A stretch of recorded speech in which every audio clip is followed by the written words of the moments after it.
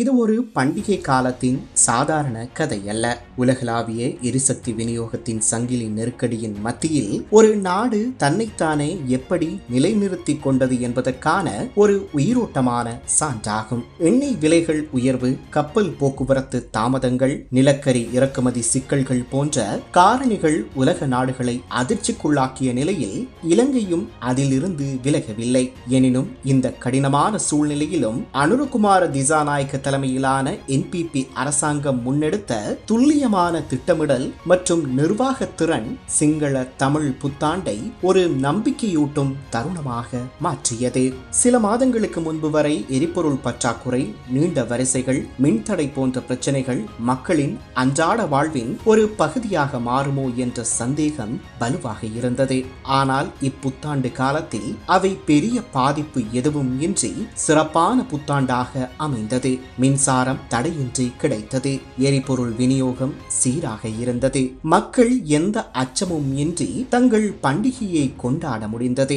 இது வெறும் தற்செயலான மாற்றமல்ல, சரியான நேரத்தில் மேற்கொள்ளப்பட்ட எரிபொருள் இறக்குமதி திட்டங்கள், வளங்களின் சிக்கனமான பயன்பாடு மற்றும் எரிசக்தி மேலாண்மையில் கடைபிடிக்கப்பட்ட ஒழுங்கு ஆகியவற்றின் விளைவாகும். ஆனால் இந்த வெற்றி வெறும் பொருளாதார அளவுகோல்களில் மட்டுமே அளவிடப்படுவதில்லை. இது மனிதநேயத்தின் பரிமாணத்திலும் வெளிப்பட்டது. அனுராதபுரவில் நடைபெற்ற நிகழ்வு இதற்கு மிக தெளிவான உதாரணமாக அமைந்தது. டிட்வா புயலினால் பாதிக்கப்பட்ட ஒரு குடும்பத்திற்காக புதிதாக கட்டப்பட்ட வீட்டை திறந்து வைத்து ஜனாதிபதி நேரடியாக அந்த குடும்பத்துடன் சிங்கள தமிழ் புத்தாண்டை கொண்டாடினார். இந்த செயல் ஒரு அரசியல் நிகழ்வாக மட்டுமல்லாமல் ஒரு சமூக பொறுப்புணர்வின் வெளிப்பாடாகவும் காணப்பட்டது.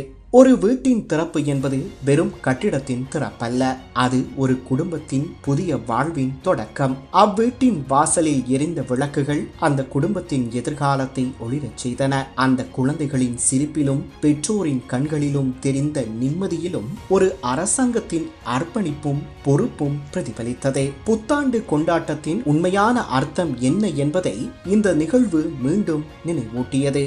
இந்த புத்தாண்டு வெறும் பாரம்பரிய சடங்குகளின் தொடர்ச்சியாக மட்டும் அமையவில்லை. அது ஒரு நாட்டின் மீளுருவாக்கத்தின் அடையாளமாக மாறியது.